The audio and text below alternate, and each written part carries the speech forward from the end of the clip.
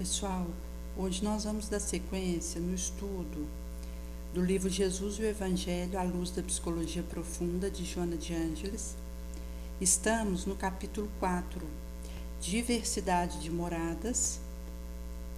Consono João 14:2, Jesus diz: há muitas moradas na casa de meu Pai. A ingenuidade medieval explicava que fulgurante estrela no infinito era lâmpada mágica para iluminar a noite por misericórdia de Deus. Então aqui a Joana começa dizendo dessa ingenuidade medieval, que na estrela fulgurante a explicava como uma lâmpada mágica para iluminar a noite pela misericórdia divina.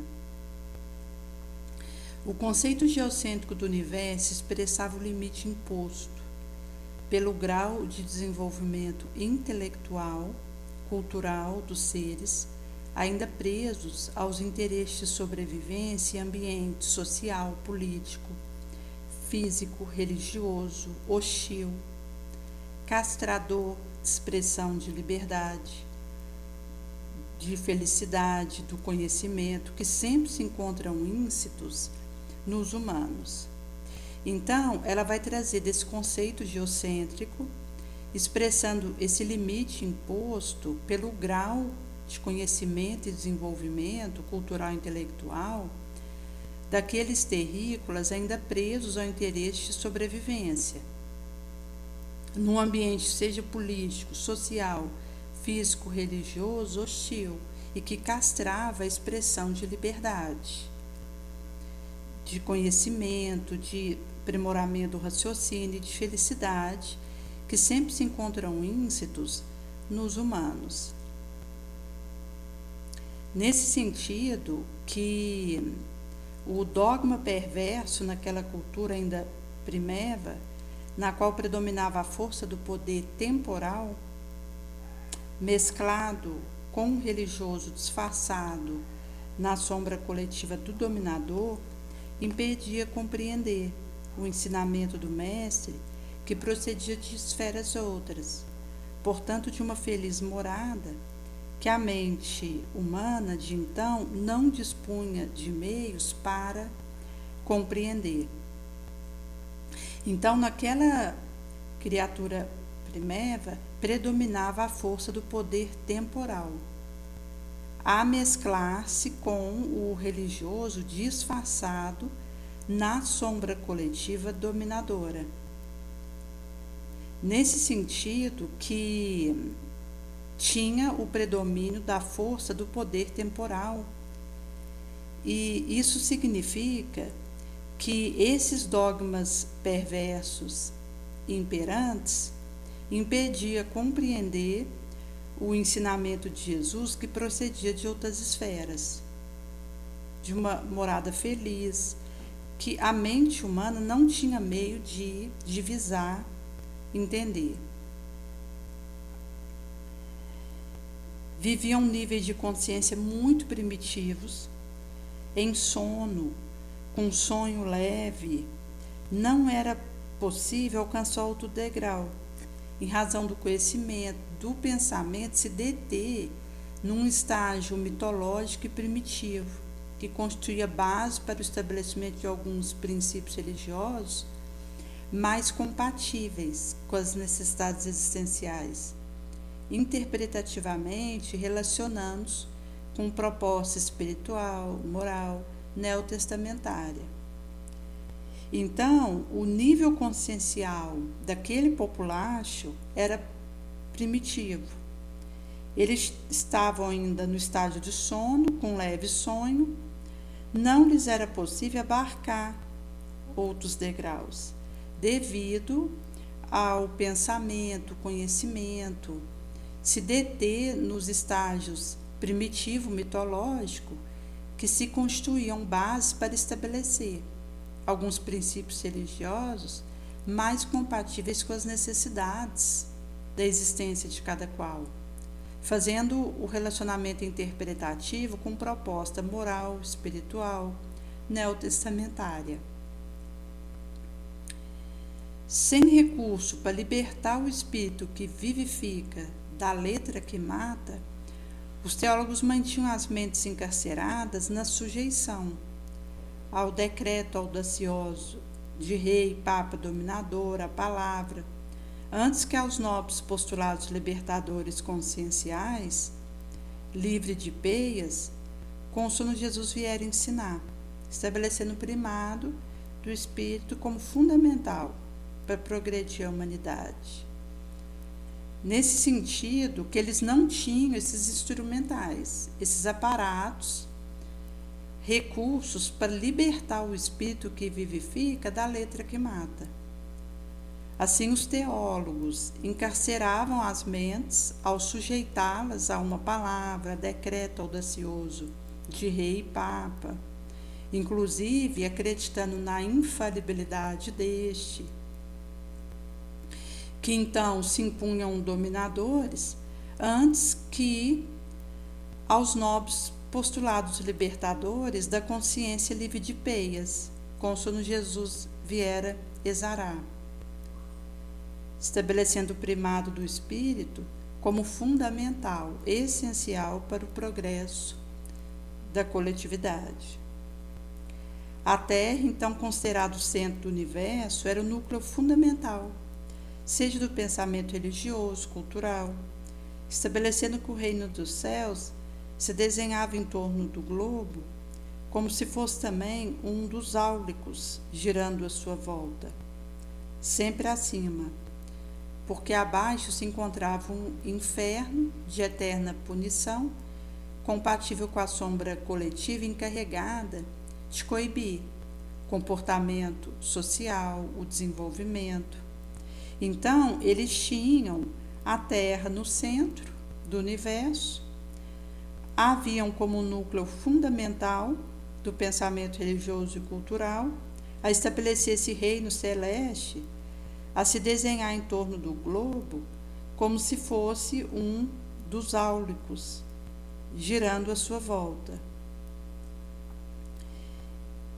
E nesse sentido que esse cortesão que vai fazer esse giramento em torno dela, a tinha acima.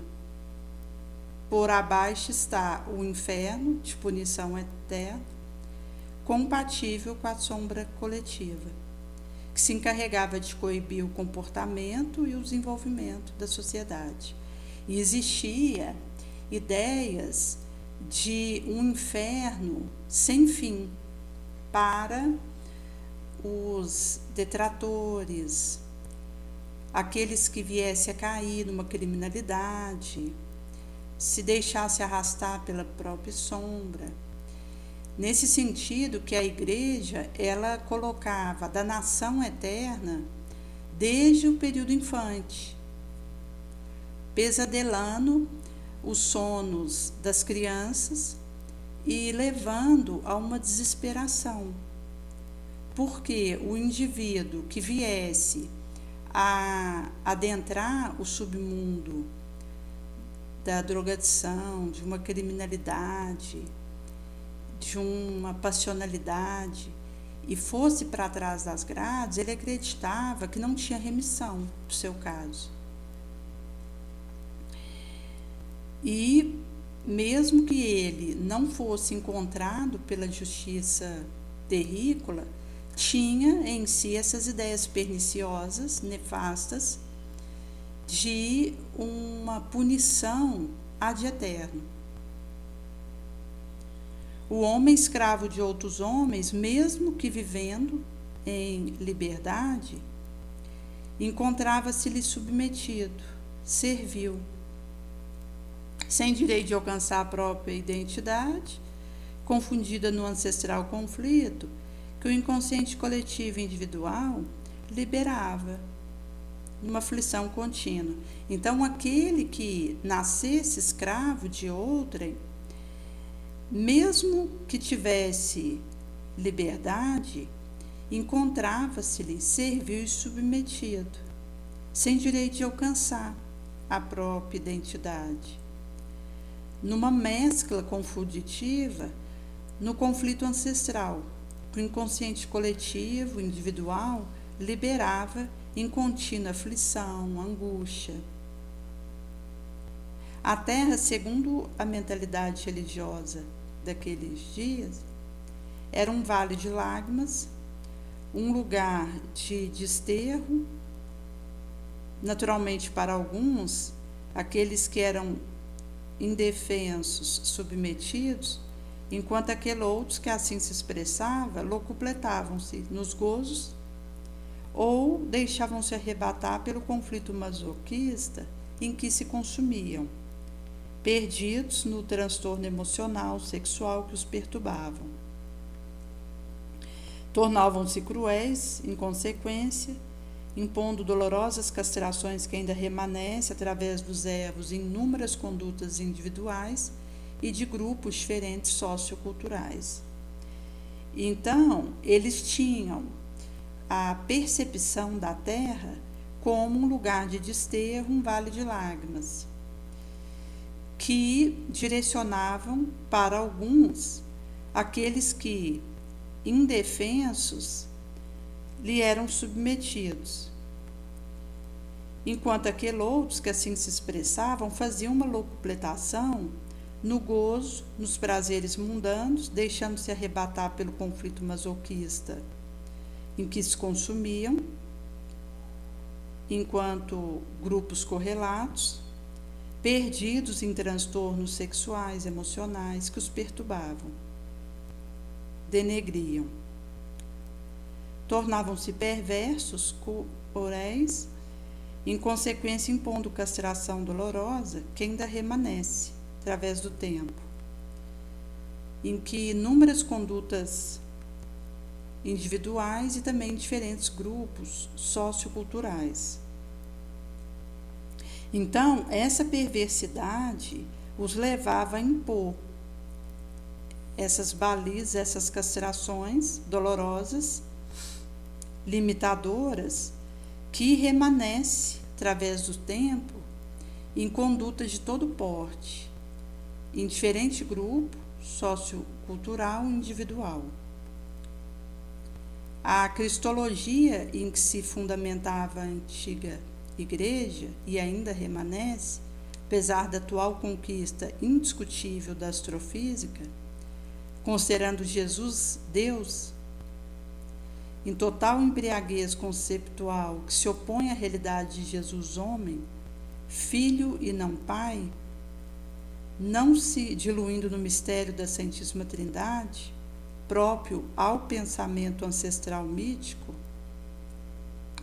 considerava que essas moradas poderiam ser identificadas como paraíso, purgatório, inferno, para onde almas após a morte eram recambiadas, de acordo com a sua fidelidade ou não, ao cumprimento de evangélico postulado.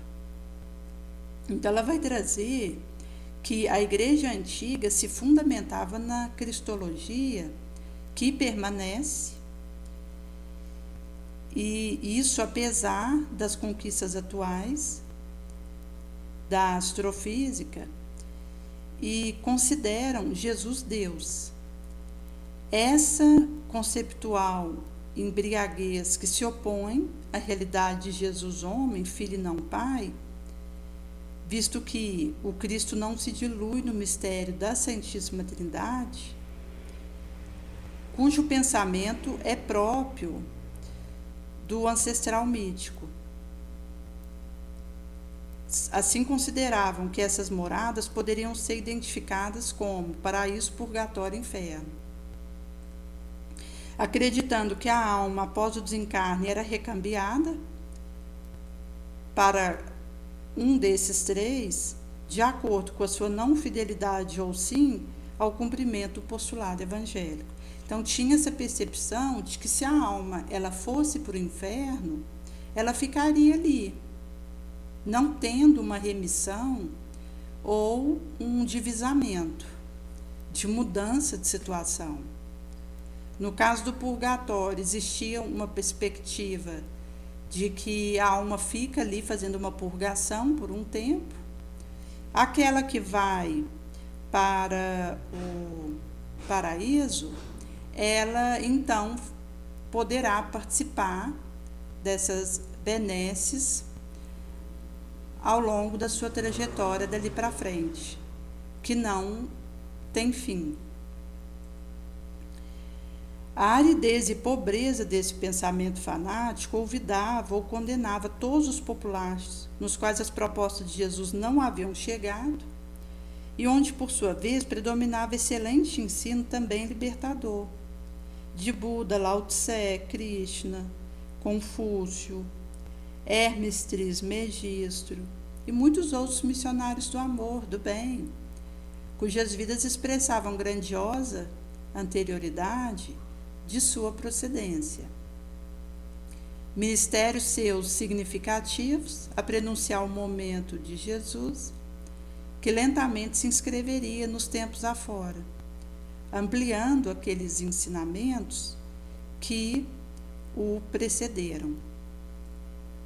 Nesse sentido que ela coloca a aridez e a pobreza desse fanatismo que esquecia e condenava todos os povaréus que não haviam ainda recebido as propostas do Mestre, mas que receberam excelentes ensinos também libertadores de prepostados do Mestre, que vieram a seu pedido, como Buda, Krishna, Lao Tse, Confúcio, Hermes Trismegisto e muitos outros, missionários quais foram do bem e do amor, cujas vidas expressam grandiosa anterioridade de sua procedência, com ministérios significativos, prenunciadores do momento do Cristo, que lentamente se esculpiria nos tempos afora, ampliando aqueles ensinamentos que o precederam.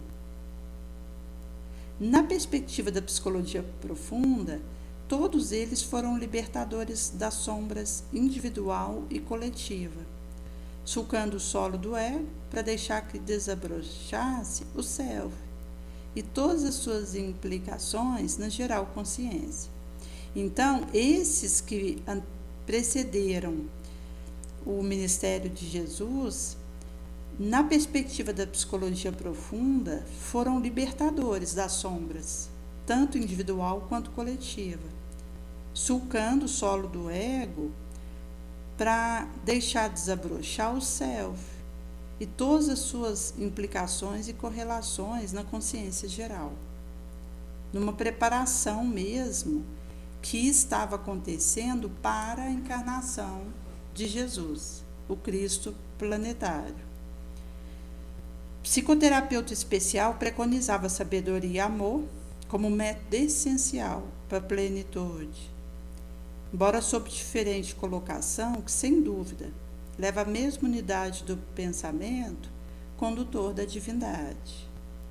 Então ela vai trazer desses psicoterapeutas preconizando amor e sabedoria como um método essencial para a plenitude, para a paz, embora sob diferente colocação, sem dúvida levando à mesma unidade do pensamento condutor da divindade. Instruídos pela percepção extrasensorial, alcançando o luminoso estágio, contribuíam decisivamente para o adiantamento espiritual de milhões de vidas que se encontravam ignorantes da verdade, da realidade, e alteraram o comportamento geral, deixando especiais marcas de entendimento das divinas leis e da regência do cosmos.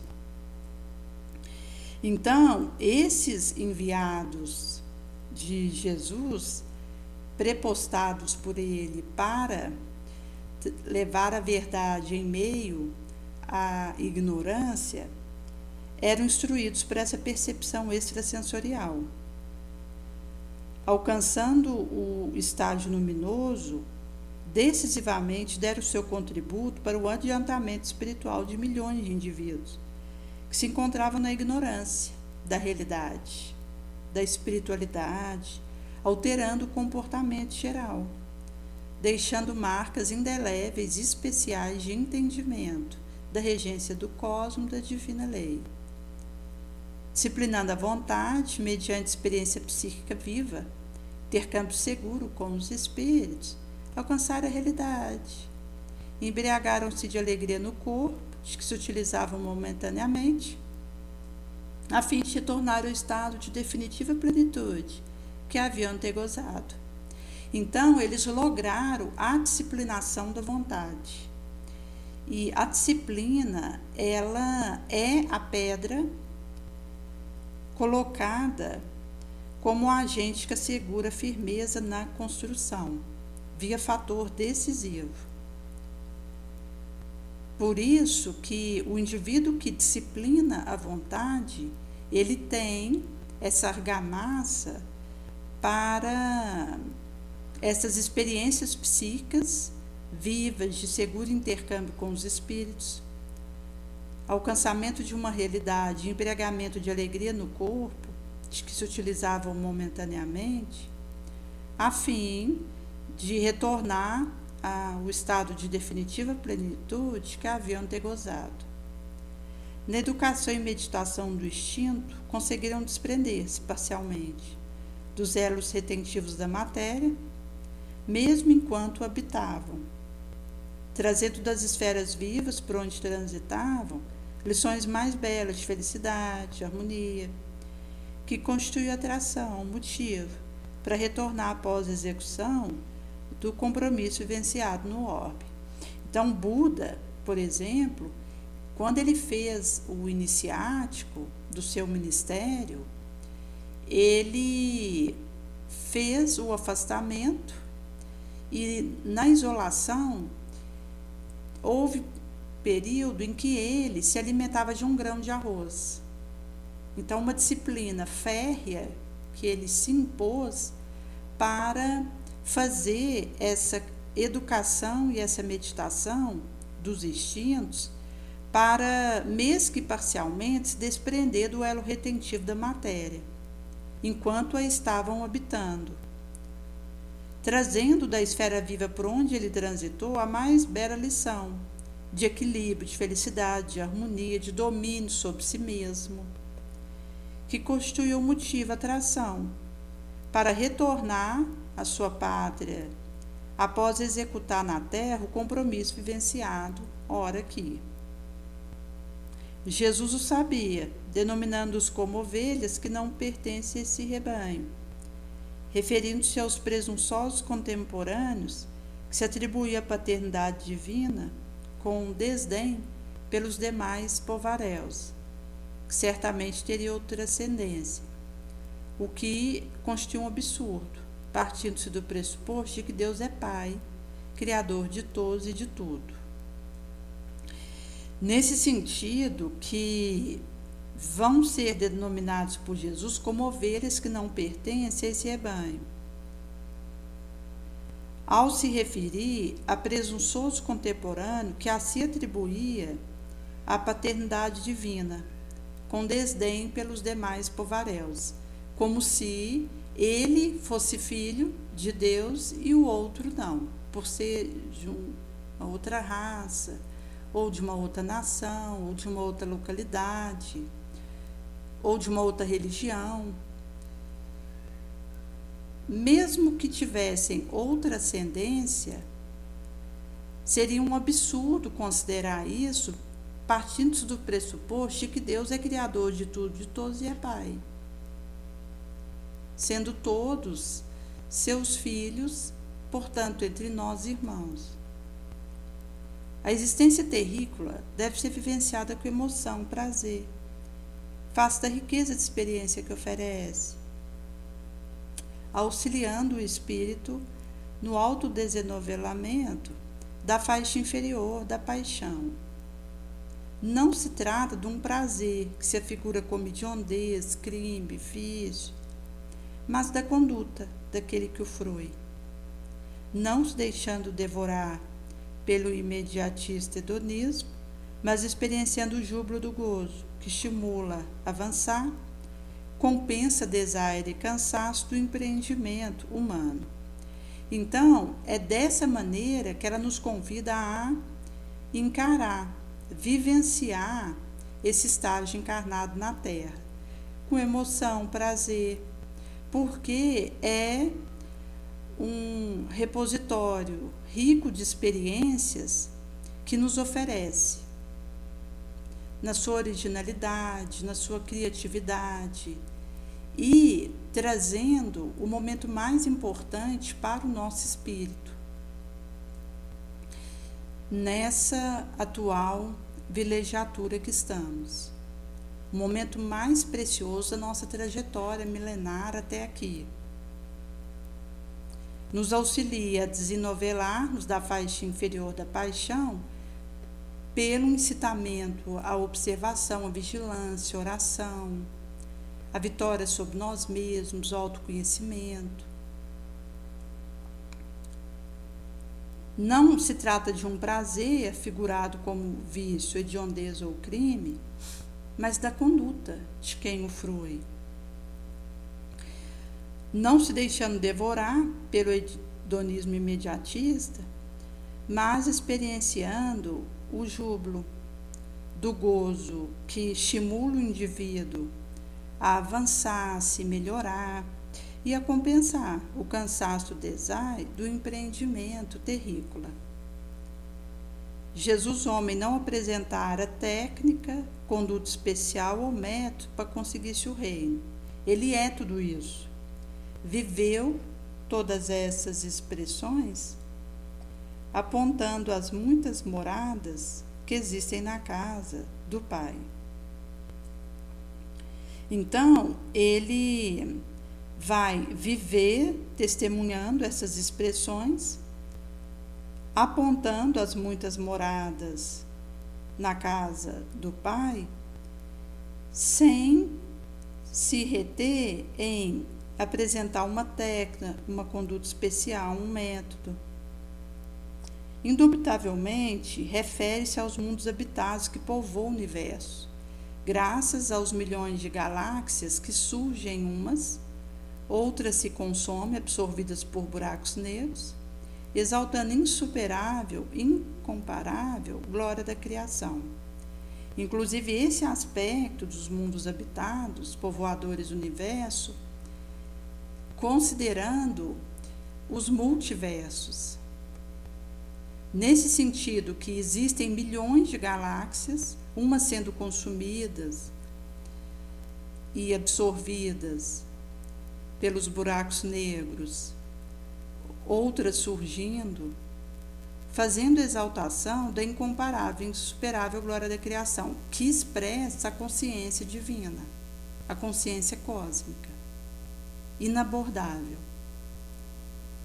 Quanto mais primitivo o princípio espiritual, mais grosseiro é o mundo que deve habitar, a fim de experimentar o desabrochado conteúdo psíquico nele jacente, que se vão desenvolvendo consoante o fator mesológico circunstancial, guiado pelo fatalismo da evolução que nele existe, ascendendo na escala evolutiva e transferindo-se de um para outro orbe, consoante a necessidade do seu progresso, que jamais se encontrará estanque. Inclusive porque o espírito, chegando num dado patamar espiritual, em que ele não precise mais da matéria para se burilar, para elevar, ele é aspirado por um orbe superior. Então, o encarnar na Terra, que nos agrilhou a um organismo físico, é um instrumento que, por enquanto, nós precisamos para nos espiritualizar. Por isso que quanto mais o indivíduo ele se espiritualiza e desapega da matéria, mais ele logra avançar no rumo da sua destinação. Porque aqui nós ainda estamos num orbe grosseiro, onde a matéria ainda é muito densa, pesada, que nos obnubila, nos confunde. Estamos atrelados às nossas paixões, às nossas sombras, de forma importante. E nessa situação, mostra a nossa imperfeição, o estágio evolutivo que nós estamos, em que precisamos estar presos a uma matéria para poder lograr algum avanço moral, espiritual, que traz o traçado da dor, porque nós que estagiamos na Terra recusáramos o caminho pelo amor, que seria mais suave, mais tranquilo. E assim nós nos matriculamos fatalmente no caminho pela dor, para que o aprendizado possa se dar, o burilamento, a reforma moral. Existem mundos que podem ser considerados infernais, tendo-se em vista as condições de habitabilidade, por onde são recambiados os espíritos renitentes calcetas, que sintonizam com seu psiquismo, ali depurando-se de instinto mais acelvajado, porém depois ascendendo a outra instância purgatorial, menos severa, mais compatível com o programa de desenvolvimento espiritual, até alcançar aqueles orbes felizes, onde não mais existe dor, nem vazio existencial, ambição inútil ou infortúnio. Nesse sentido que, se o princípio espiritual é muito primitivo, mais grosseiro é o mundo que ele precisará habitar, a fim de experimentar o desabroche do conteúdo psíquico que nele jaz. Essa jacência vai se desenvolvendo, saindo da latência íncita, consta no fator mesológico, circunstancial, guiado pelo fatalismo evolutivo que nele existe, o fazendo ascender na escala evolutiva e transferindo-se de um para outro orbe, conforme a necessidade do seu progresso, que jamais se encontra estanque. Nesse sentido que aquilo que nós experimentamos na Terra diz da nossa imperfeição. Por isso que o indivíduo, quando ele faz um prospecto da sua luta, daquilo que o tenta, da sua fraqueza, das dificuldades que ele enfrenta na Terra, ele pode ajuizar dos próprios erros que teve até aqui, da própria fraqueza, das próprias vulnerabilidades, porque o único responsável por eu estar num orbe de prova e expiação sou eu mesmo. E é nesse sentido que me alerta da necessidade da desmaterialização, da vitória sobre a minha sombra e da transformação moral que preciso empreender para lograr ir me desprendendo da grosseria da matéria terrícola. E é nesse sentido que ela vai dizer que existe mundo que, em relação à Terra, poderia ser considerado infernal devido à sua condição de habitabilidade, que são orbes primitivos. No entanto, orbes de prova e de expiação, qual a Terra, estão no início da escada. Nós não estamos nem no meio ainda. Porque antes de um orbe de prova e expiação, existe o orbe primitivo, que são condições bem mais rudes e severas, onde o espírito ainda está na idade da caverna, com condição de todo porte inóspito. Mas, à medida que ele vai subindo essa escada, ele, recambiado para um orbe de prova e de expiação qual a Terra, já experimenta um facilitamento. No entanto, ainda é uma situação rude, difícil, uma subida. Da Terra, o indivíduo que se espiritualiza e logra ser aspirado para um orbe superior, ele seria recambiado para um planeta de regeneração. Acima vai existir o mundo feliz, acima o mundo divino, com as imediações variativas. No entanto, nós estamos no começo dessa escada, não na base, mas logo acima do mundo primitivo. Nesse sentido que um orbe abaixo da Terra, pela sua condição inóspita de habitabilidade, seria para nós considerado infernal. Para lá são recambiados espíritos calcetas renitentes, degredados da Terra ou do orbe que estejam no mesmo patamar nosso, em que o espírito que renite no mal, persiste na sua perversidade, ele sofre o degredo e vai para um orbe inferior, onde ali contribui com a sua inteligência, com o seu conhecimento, para fazer aquele populacho avançar, e na pauta da maneira como ele vive a sua expiação e no que ele vai se tornando enquanto ele está vivendo aquilo, ele pode adiantar ou atrasar a sua volta para a Terra. Nesse sentido que, quando um espírito é degradado para um orbe primitivo, é por sintonizar com o psiquismo daquele mundo. Ali ele vai se depurar do instinto mais acelvajado, porém, depois ele ascende a outra instância purgatorial menos severa e mais compatível com um programa de desenvolvimento espiritual que ele vive, até alcançar um orbe feliz.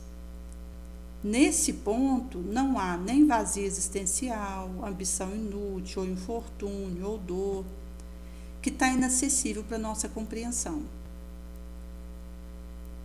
Júpiter, Saturno são orbes que trazem, habitando, espíritos superiores aos da Terra. Particularmente na Revista Espírita, Kardec tem alguns recortes de evocações de espíritos jupiterianos, inclusive o mentor do trabalho da codificação, São Luís, residia em Júpiter. E o pouco que eles puderam nos trazer, porque eles só vão nos falando das condições desse orbes superiores na medida que é permitido a eles nos trazer detalhes. E aquilo que foi trago mostra a distância que existe do terrícola com o jupiteriano. Mas alguém que está encarnado na Terra pelo seu esforço, pela caminhada de espiritualização que ele faça na Terra, ele pode apressar a sua ida para uma instância como Júpiter, sem precisar passar por palhas intermediárias. O mal e o bem, essa dualidade luz e sombra, em que se debate o espírito humano, representa o porvir e o passado de cada ser humano no trânsito evolutivo. O primeiro à luz da psicologia profunda é o autoencontro, a liberação do lado escuro, planificado pelo conhecimento da verdade, enquanto o outro é a fixação do trânsito pelo instinto primário, que ainda viceja no sentimento, na conduta, na mente, aguardando superação. Então, existe essa dualidade luz e sombra, que é o bem e o mal, em que nós nos debatemos, trazendo o bem, o porvir, a nossa destinação, mas o mal, ele está dentro de nós devido ao nosso passado obscuro, delituoso, que trago no meu trânsito milenar evolutivo. O bem à luz da psicologia profunda é o autoconhecimento, o autoencontro, liberação do meu lado escuro, planificado pelo conhecimento da verdade, que cura, liberta. Enquanto o mal é a fixação do trânsito pelo instinto primeiro, que ainda viceja com furor na nossa conduta, no nosso sentimento, no nosso pensamento, aguardando superação, e se mostra pelo esforço que nós temos que fazer para domar as nossas más inclinações. Nesse sentido, que essa fera que existe dentro de nós, como Chico dizia, mostra dos erros calamitosos que nós temos na nossa economia moral.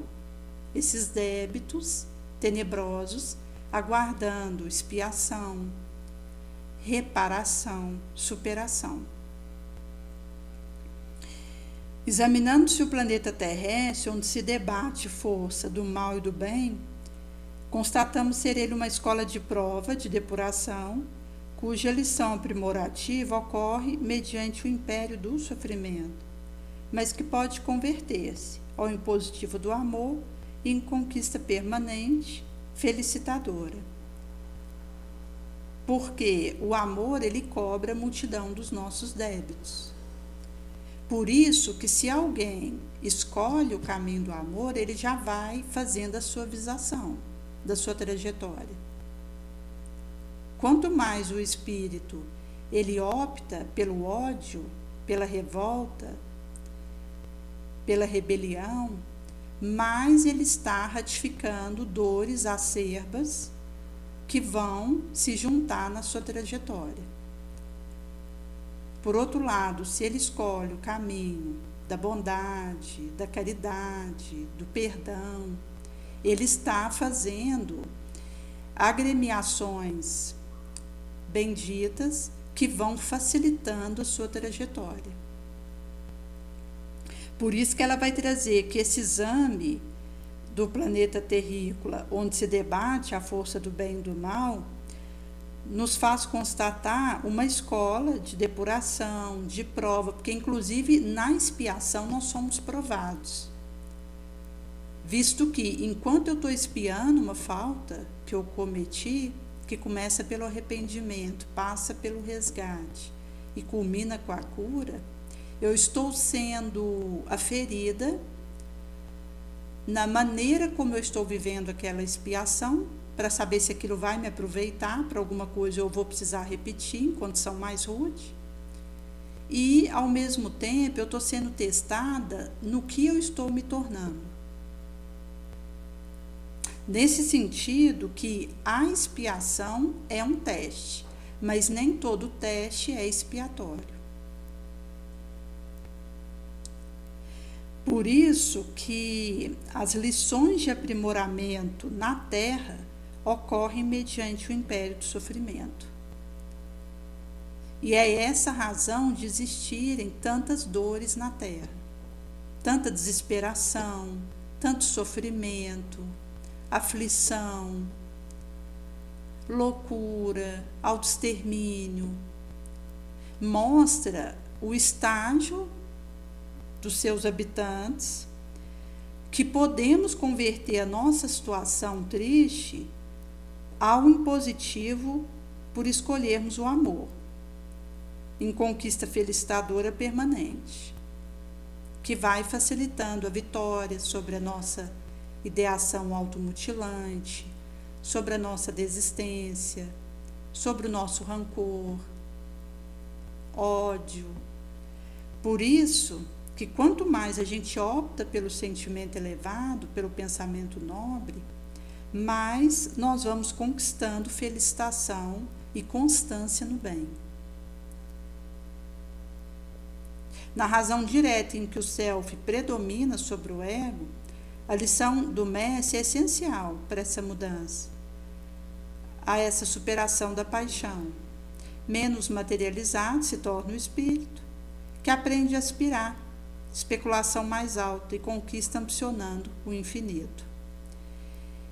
Então ela vai trazer que na razão direta da predominância do self sobre o ego, a lição de Jesus é essencial para a mudança, para superar, vencer minha paixão, me desmaterializar, aprendendo a aspirar a mais alta especulação espiritual, moral e conquista ambicionando o ad eterno.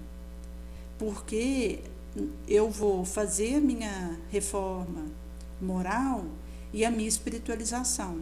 Daí eu vou quintessenciando. Eu deixo de dar tanta importância para o que é material e passo a investir no espírito. E é esse movimento que vai tornando o indivíduo mais sábio, mais conectado com a fonte geradora da vida, mais inspirado pelos benfeitores interessados no progresso terrícola. Porque quanto mais a gente eteriza nossas aspirações e o nosso sonho, o nosso desejo, mais nós vamos ambicionar a especulação do porvir, a conquista espiritual, que o ladrão não rouba, a ferrugem não corrói, a traça não rói, que é a única coisa que nós vamos levar para além, o bem que a gente tiver feito. Nesse sentido que Jesus procedeu de outra morada ditosa, superior à terrícola, denominada Reino dos Céus. Exemplo de abnegação e amor, envergadura sem subterfúgio, com decisão, veio convidar suas criaturas a segui-lo, pois que assim alcançariam Deus pelo sentimento, pelo conhecimento, integrando-se no psiquismo superior que dele dimana. Então, Jesus, ao vir ter conosco, ele desce para o universo. 4.000 anos antes dele encarnar na Terra, há relato de que ele desceu para o universo, ele estava acima, num local inabordável, inconcebível para o nosso raciocínio. Ao descer para o universo, ele começa a passear pelo nosso universo e 1.000 anos antes de encarnar na Terra, começa a ir descendo gradativamente até adentrar a espessa obscuração da Terra, para ir se adaptando a assumir um corpo terráqueo. Inclusive, há suposição de que ao óvulo de Maria foi unido um espermatozoide alienígeno, viabilizando a envergadura crística entrar numa roupagem tão grosseira qual a matéria orgânica. Nesse sentido que ele procedia de uma outra morada superior, ditosa, que ele denominou Reino dos Céus, e exemplificou abnegação, amor, com decisão, sem subterfúgio, nos convidando a segui-lo.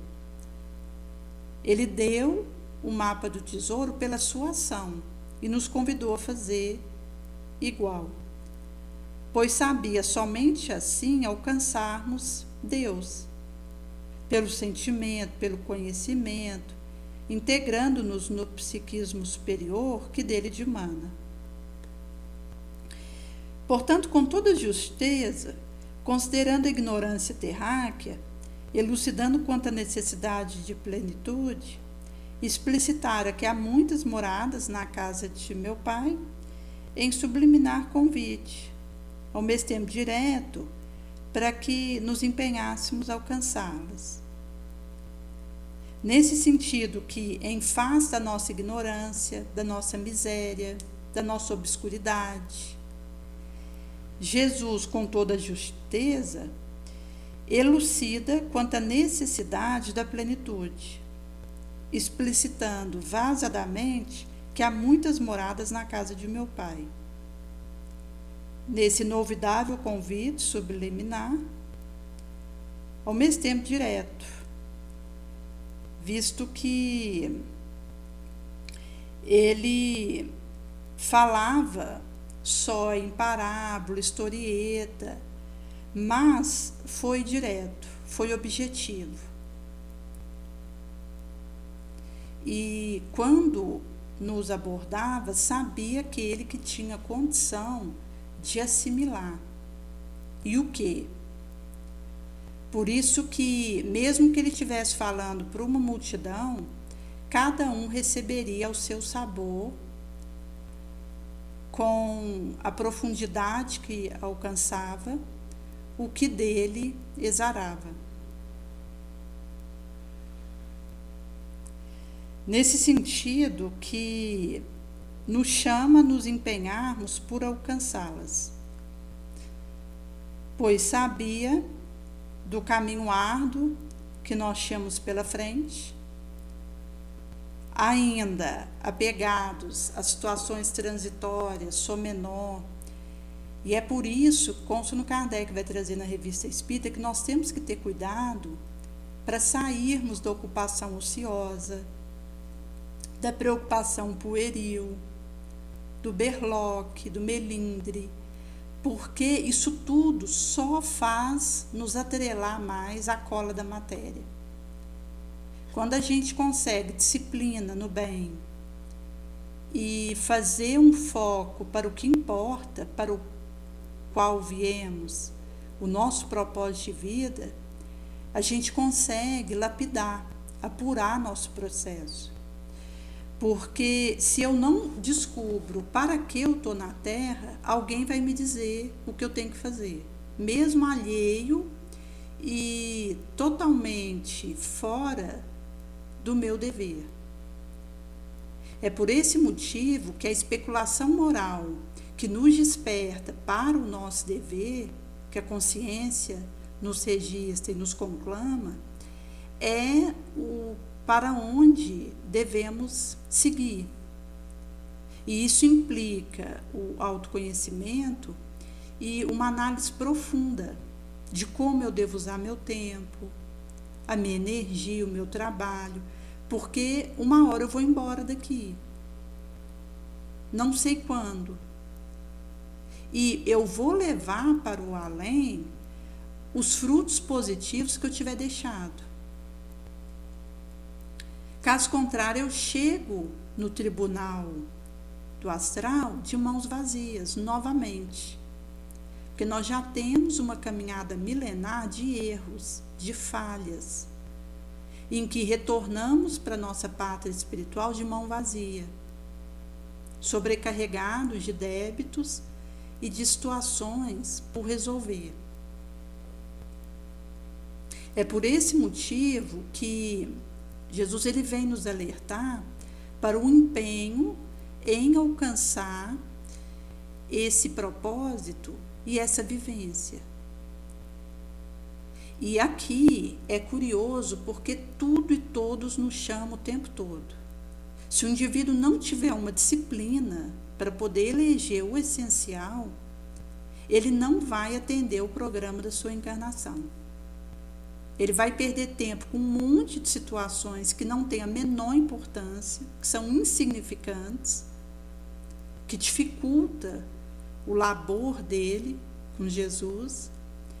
E os anos se passam e quando ele desperta, ou já é tarde demais ou ele já vai estar no astral. Vai ter que esperar uma nova encarnação para recomeçar o esforço. Por isso que nós somos alertados para esse estágio nosso aqui, que é precioso,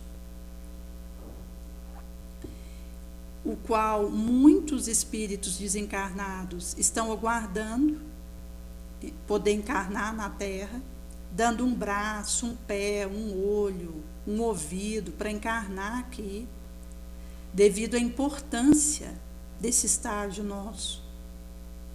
E nós tivemos esse presente de podermos estar aqui nesse momento grave da transição planetária, francosa que acontece. Por isso que, numa situação premente qual que vivemos, em que espíritos estão sendo degradados para outros orbes. Inclusive, há relato de Quiron, que é um orbe primitivo. Lá, os indivíduos ainda estão na idade das cavernas, que estão recebendo degradados terrícolas.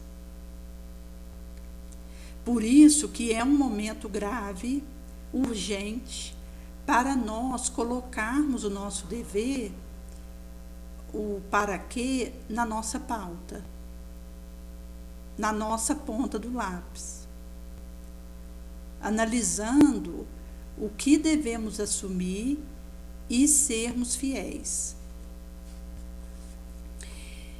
Em Palavras de Vida Eterna, no capítulo 116, na execução do melhor, Hebreus 10, 24. Consideremos-nos uns aos outros para nos estimularmos às boas obras e à caridade. Paulo. Desertaram companheiros dos quais contávamos receber incentivo e apoio. para realizar o serviço que nos compete. Amigos determinados tomaram destaque no interesse mundano, empreende grande negócio material. Outros granjearam influência política, como se afastam da senda que palmilháramos. Outros ainda adquiriram prolongados compromissos de natureza familiar e jazem agrilhoados, aparentemente, à parede doméstica. Surge o que recebeu encargo público, distanciando-se transitoriamente de nós. Vemos os que conquistaram títulos profissionais, cujos lauréus, depois de aturados estudos, figurando-se-nos arremessados a vínculos outros, compelidos a centralizar energia e atenção em assuntos que nos escapam.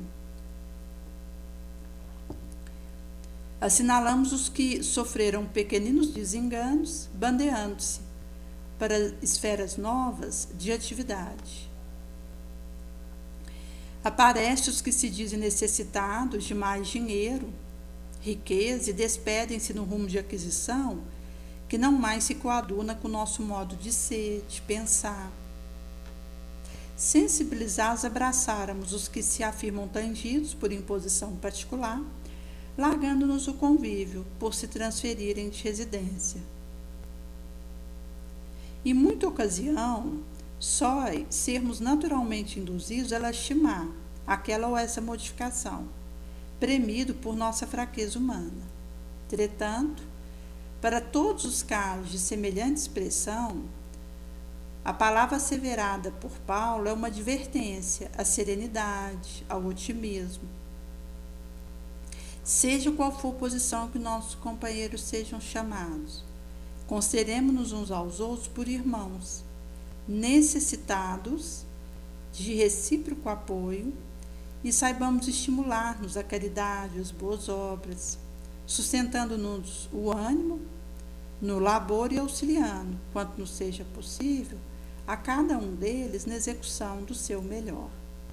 Então aqui ele vai trazer vários aspectos que desviam o indivíduo desse propósito. E perante isso, naturalmente, nos induziria a lastimar aquela ou essa modificação premido pela nossa fraqueza, nossa miséria. Mas Paulo nos adverte a esse otimismo, essa serenidade de continuar fazendo o nosso melhor. E vai trazer a facilidade que acontece para desviarmos do caminho que nos propuséramos. É por esse motivo que nós temos que ser fiéis àquilo que Jesus empenhou em nossa mão. Buscando, na pauta dos limites, das nossas possibilidades, no limiar da nossa força, dar o nosso contributo para a terra sofrida. Por isso que isso vai significar um contato com uma verdade que cura, liberta, e a gente vai conseguindo vencer a mentira que fere, aprisiona. Só a boa vontade no bem aciona a insistência necessária para divisar uma saída, a própria verdade. Não há outra ruela. Caso contrário, não poderemos sequer prefixar calendário para a volta na ganga do jogo circunstancial.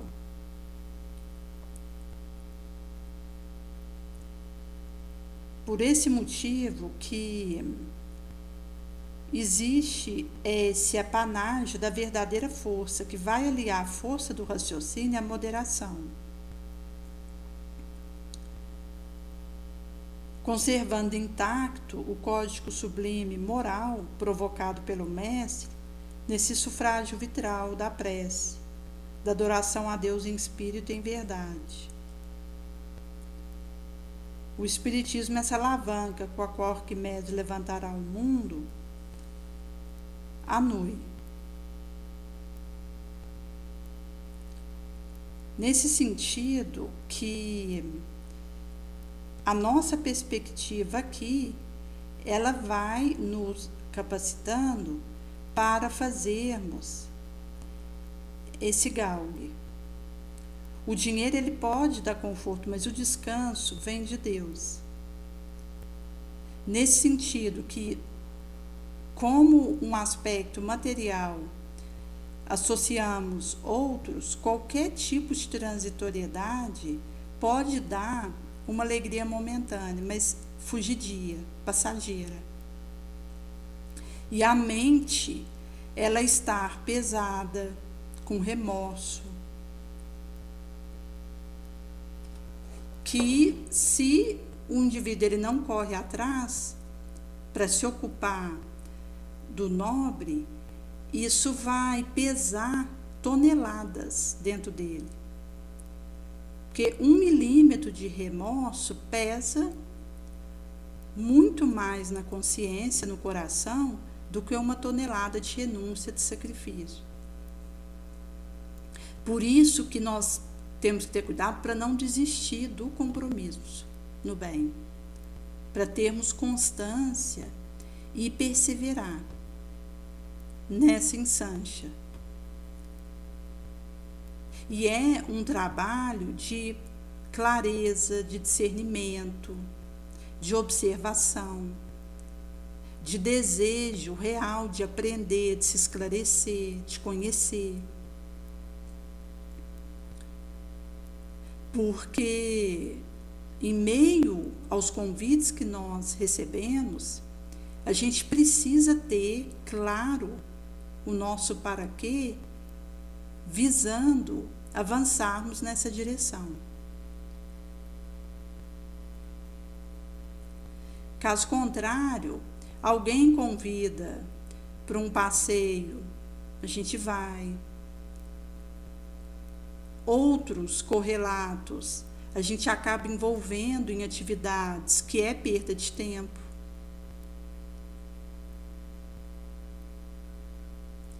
E assim, o que precisávamos realizar fica parado, fica esperando.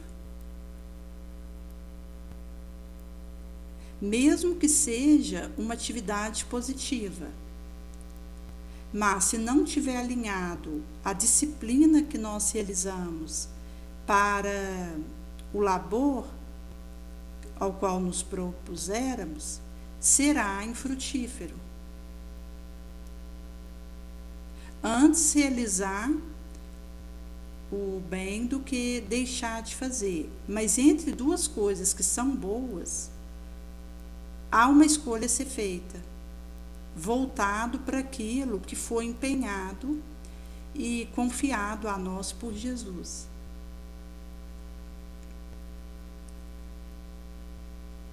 Por isso que é também uma integração, uma harmonização e um fortalecimento da nossa individuação, que se enxerga, consegue perceber o autoencontro e fazer a jogatina das peças desse xadrez dentro de nós, que nos viabiliza avançarmos.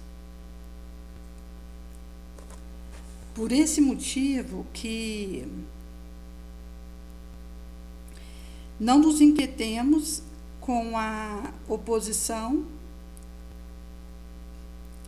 que contra nós nos façam, pois ela se tornará a nosso favor, e nossos maiores adversários, sem o quererem, servem a nossa causa.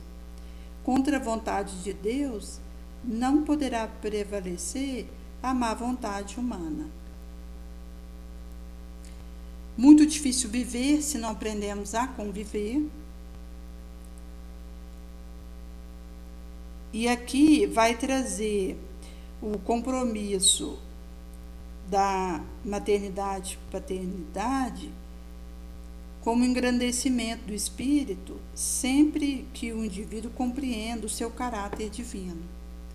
Que aqui trago para o dever que o indivíduo atua,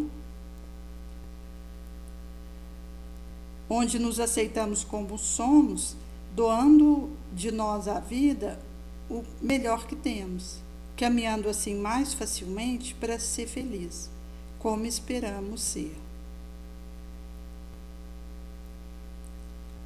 Esse autoconhecimento é que nos permite nos aceitar como somos.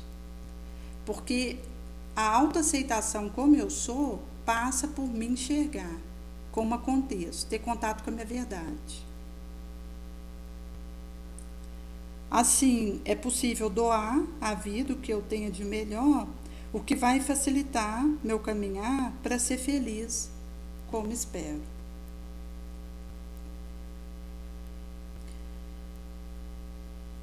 Por isso que esse é um traçado que vai nos dando essa capacitação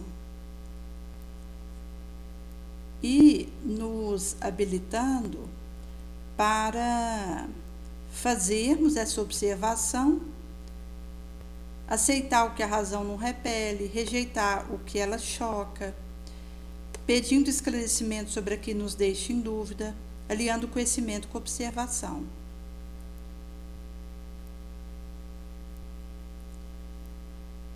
Nesse sentido que quem se conhece triunfará facilmente de si próprio. E isso mostra o aproveitamento desse estágio. Para alguém que tenha saído da Terra pelo auxídio, o remorso é enorme. Alguns trechos foram tirados do livro Memória de um Suicida, onde um deles diz que, apesar de saber a imensa amargura, já não trazia o macabro característico da convulsão que no Vale do Suicida a lágrima provocava. Daí o perder-se no roldão da embocadura da paixão deprimente. Num outro trecho, diz: e depois, quando não mais consegui encontrar-me a fim de reconduzir-me a mim próprio, procurar a morte, supondo poder esconder-me do remorso, atrás do ouvido de um túmulo. Enganaram-me. A morte não me aceitou. Encontrou-me, de certo, demasiadamente vil para me honrar com sua proteção, por isso devolver a minha vida, quando o coveiro teve a honra de encobrir minha repulsiva figura, da frente da luz do sol. Sim, meu Deus, perdoa-me. Eu me arrependo e submeto-me, visto que reconheço que errei. Perdi-me perante ti, à frente da desesperadora paixão que nutri por Eulina. Mas se me permites, reabilitar-me-ei, por amor de ti. Fui à tua casa, vi-me desfeitado, supliquei-te, rastejar a seu pé como louco, desesperado por perder-te, como insensato que sempre fora. Implorar migalhas da tua compaixão, vendo já não seria possível seu amor. No subsequente, outro recorte. Incorrigível desconsolo entenebreceu os dias da minha vida. Encarcerado nesse círculo deprimente, quanto a mim, não desejo permanecer incógnito. Bem sabeis os motivos que me arrojaram ao ignóbil pélago do suicídio, paixão pelo jogo, jogatina da honra da própria vida. E aqui entra também o estudo das nossas imperfeições, das nossas tendências, que é um aspecto que vai nos ajudar nessa tentativa de nos aprimorarmos. Então, um indivíduo que procura ter um contato consigo mesmo e analisar suas tendências, as suas erupções, aquilo que o malogra, que o infelicita, ele vai tendo condição para intervir nos momentos necessários, fazendo a vitória sobre si mesmo. A modificação do curso de um pensamento, o direcionamento de um sentimento, a escolha por uma ação bem-sã. E atitude mental nobre, propiciadora do trabalho com Jesus. Nesse sentido que esse autoencontro ele vai nos ajudando a encontrar caminhos para lograrmos essas ações em nós que vão nos dando condições e nos aptando para a eterização.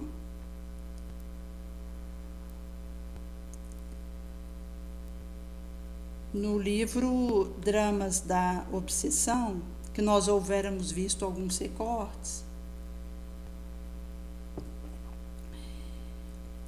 vai ser trago que existiam alguns métodos para a catequese de obsessores, dependendo de circunstância especial, e que a própria reencarnação é um dos recursos aplicados, pois existe obsessor tolhido em uma reencarnação para a experiência da catequese, quando então todas as facilidades para um aprendizado eficaz das leis da fraternidade e do amor lhes são apresentados. Muitos, só mais tarde, encarnação posterior, estarão em fase de resgate e reparação. Primeiro, era necessário conceder esses infelizes trânsfugas do dever, insancha de sofrer. Posteriormente, a consequência dos seus atos maus, amparados pela resignação, pelo desejo de emenda, pela esperança, a fim de que o seu calvário não se tornasse demasiadamente angustioso, portanto contraproducente. Assim reza a lei da caridade e do amor, que tais talhos se subordinam. Trata-se de tarefa penosa, complexa, que requer firmeza de vontade, muito amor à causa por parte da entidade instrutora operante, coragem moral, seja desencarnada ou encarnada. Então, esses trânsfugas do dever precisariam receber insancha de sofrer. Posteriormente, a consequência dos seus atos maus. Então, amparados pela esperança, resignação, desejo de emenda. Caso contrário, seu calvário transformaria muito angustioso, contraproducente. Reza as leis da caridade a que tais labores se subordinam. Nesse sentido que vai ser colocado orientações para aqueles que estão em condições de obsedar alguém e optam por esse caminho devido ao estágio moral que se permite, e o obsedado. As leis da fraternidade pelos quais se conduz os obreiros do mundo espiritual estabelecem incansável assistência ao obsessor, no intuito de convencê-lo a se autorreformar. Jamais o violentam a essa meritória atitude, quando compreende ainda não preparado pela ação fecunda do remorso. Existe obsessão baseada no desejo irrefreável de vingança, no ódio, insolúvel em uma só etapa reencarnatória, aos quais serão desesperadoras, incomodativas, podendo levar séculos exercendo o seu jugo sobre a vítima, estendendo-se mesmo a vida no invisível e invertendo o domínio da possessão, em existências subsequentes, até que os excessivos sofrimentos provenientes de tão ardentes lutas, bem assim o desejo de emenda, reflexão, obriga os litigantes a renunciar ao pregresso, pela abnegação do porvir, os que fará reencarnar unidos por laço de parentesco muito próximo, constantemente como irmãos consanguíneos, ou como filho e pai, e mesmo cônjuge, a fim de que mutuamente se perdoe, se habituando a um convívio pessoal, uma junção familiar persistente, que conquanto se apresente como provação, não raro como expiação, acaba por estabelecer vínculos afetuosos, indestrutíveis em suas almas. Então, desaparecidas completamente as antigas animosidades. Outrossim, há paradoxais obsessões por amor. Essas exercem, algumas vezes, perseguições igualmente seculares, quando uma das duas partes interessadas perjurou, falindo nos deveres de fidelidade. Tão execráveis e cruéis se apresentam esses tipos de obsessão por amor ferido e despeitado, quanto são os motivados pelo ódio. Então, grandes dramas, dignos de comentar e estudo, se verifica na sociedade terrícola espiritual por meio de situação infeliz agitada, que somente o amor de Deus suavizará. Aqui também vai trazer sobre a obsessão sexual, quando o atuante invisível, que tanto poderá ser espírito denominado masculino, como um denominado feminino, dominar um homem como uma mulher, valendo-se da tendência dos caracteres inclinados aos arrastamentos primitivos, às complexidades do sexo, induzi-la à queda deplorável perante si mesma, à sociedade, ao próximo, tal como prostituição, adultério, desonra irreparável. Pelo simples prazer de, pela vibração materializada da sua presa, que lhe concede clima vibratório propício, dar livre curso a apetite inferior dos quais abusara no estado humano, e os quais degradantemente conserva como desencarnado, em vista da inferioridade de princípios que retém consigo gostosamente, o que lhe estimula a mente, inibindo do desejo de progresso e iluminação espiritual. Geralmente exercida tão só por intermédio da sugestão mental, telepatia. É bem certo que o obsessor estabelece uma infiltração oculta vibratória, perniciosa, sobre o sistema nervoso do obsidiado, contaminando-lhe o psíquico, o perispírito, o pensamento, até o completo domínio da ação. Tais casos se apresentam dificilmente curáveis, não somente por aprazerem às vítimas conservá-los, como por ser ignorada de todos essa mesma infiltração estranha, mais particularmente porque o tratamento seria antes moral, com a reeducação psíquica do enfermo por meio de princípio elevado, que lhe faltaram não raro desde o infante. Ninguém terá responsabilidade no erro que sob tal influência cometer, refutaria o leitor.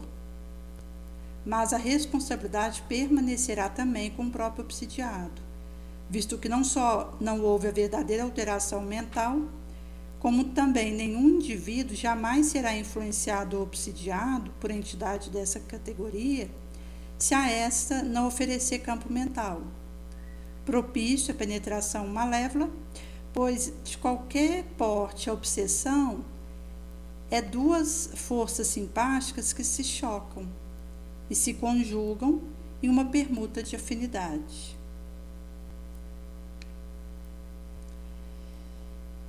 Certas obsessões de que tratam os evangelhos, os quais tornam o obsidiado mudo, surdo, geralmente desde o infante, nascimento. Só e quando passais por um desses infelizes na via pública, longe estareis de compreender que vos encontrais perante um doente psíquico, não propriamente físico, de um obsidiado, que vem sendo atormentado desde o estágio invisível, durante a desencarnação e cuja vibração consciência, acometida de 1000 prejuízos daí originado, somente consegue modelar para sua reencarnação expiatória um feto ou corpo apropriado ao seu demérito consciencial.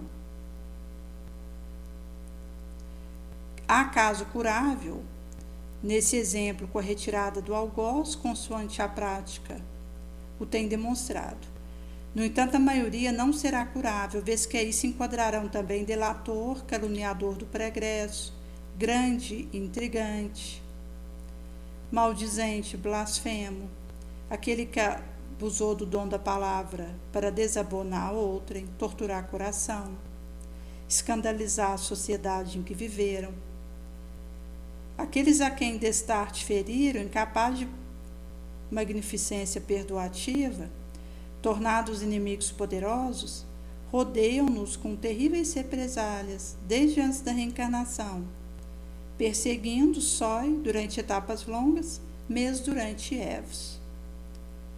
E a lei da criação assim o permite, para que a criatura, à costa da própria experiência, aprenda a considerar a lei do dever, da justiça, únicas a lhe conceder situação digna no seio das sociedades em que viverem. É um amadurecimento moral, espiritual que vai acontecendo. O indivíduo ele sai da ignorância, da infantilidade psíquica, moral, e ele vai adentrando uma percepção das consequências dos seus atos, daquilo que ele deve eleger, priorizar, a cada um segundo suas próprias obras, sentença exposta tal lei pelo mestre a prevenir contra infração tal. A invigilância, o desajuste mental do obsidiado na sua vida cotidiana dá ensejo a tal possibilidade, apresentando-se esse caso então como consequência lógica da sua incúria no cumprimento do dever e não como inevitável resgate ou expiação de vida transata.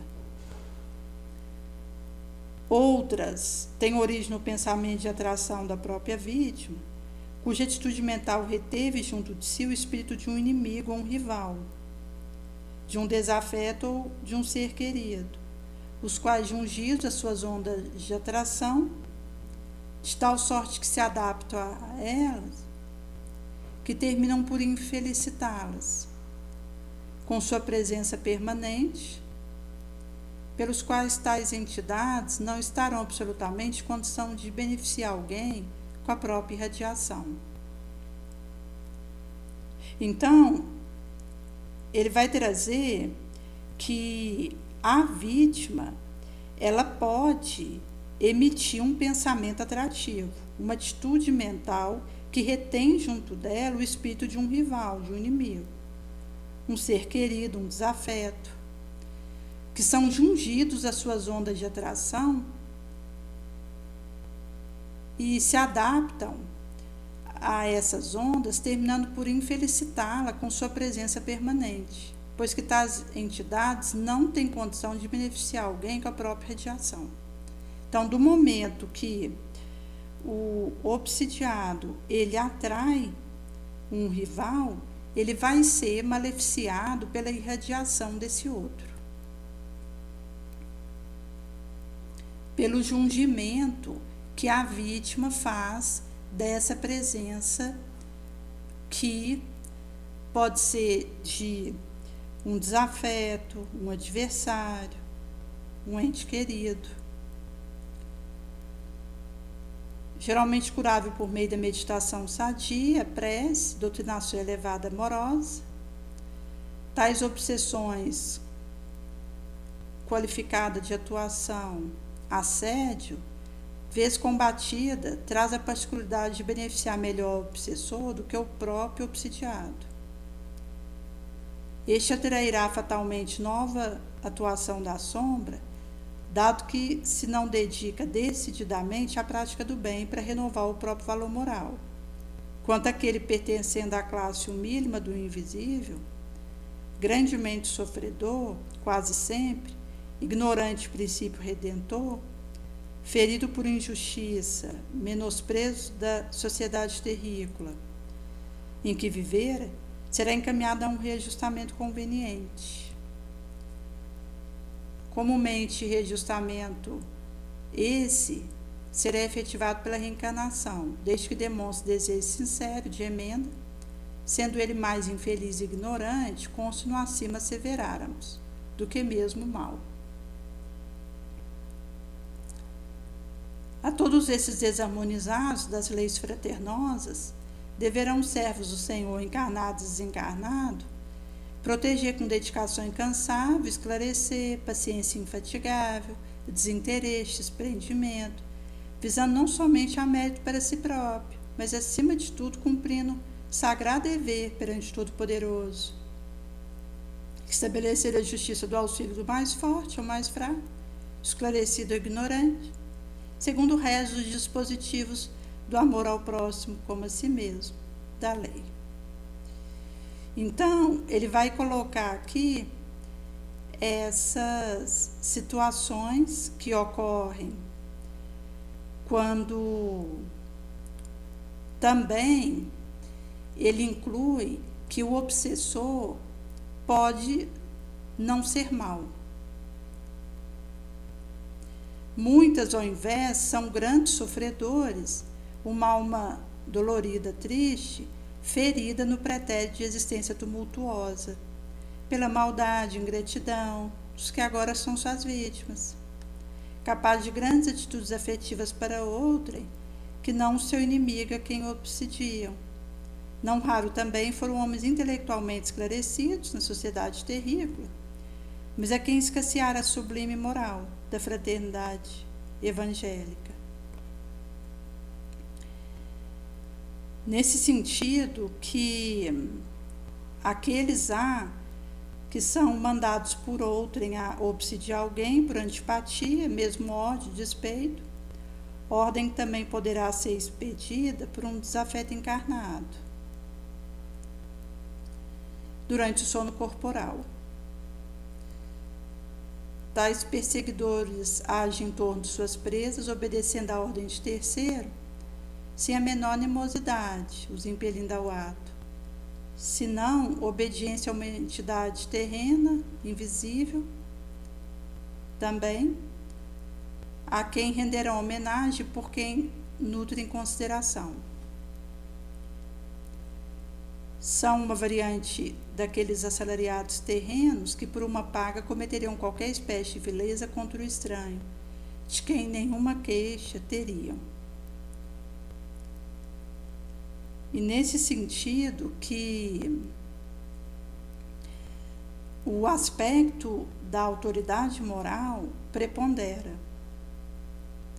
visto que mesmo que haja um mandatário na nossa direção, num desdobramento do sono, para nos infiltrar, nos obsedar, se me encontra no pensamento nobre, na caridade viva, vivida, isso vai funcionar como uma couraça em torno de mim. Então chega aquela vibração petardosa, nefanda, e não logra me plugar. É nesse sentido que as orientações que Jesus nos traz acerca do nosso despertamento, ela vai significar esse empenho para nos aperfeiçoarmos e irmos suavizando a nossa situação, que só poderá ocorrer pela nossa transformação interior. Nesse sentido que vai ser trago para nós que o julgamento supremo, ele vai considerar o que nós estamos realizando onde nos localizamos. E é por esse motivo que é a nossa ação prática, eficaz ou não, na proposta de Jesus, que vai dizer do que estaremos logrando. Toda a sua moral se resume na caridade e na humildade, que são contrárias ao egoísmo e ao orgulho. Nos mostra como caminho da felicidade. Bem-aventurados, ele diz, os pobres de espírito, porque deles é o reino dos céus, a dizer os humildes. Bem-aventurados os que têm puro coração, os que são pacíficos e brandos, bem-aventurados os misericordiosos, amar o próximo como a nós mesmos, fazermos a outro o que quereríamos nos fizesse, amar o inimigo, perdoar ofensas se quisermos ser perdoados, fazermos o bem sem ostentação, julgar nós mesmos antes de julgar outrem. Humildade e caridade, ele não cessa de recomendar e ele mesmo dá o testemunho. Orgulho e egoísmo, ele não cessa de combater, mas faz mais do que recomendar a caridade. Claramente a coloca explicitamente como a condição absoluta da felicidade por vindoura.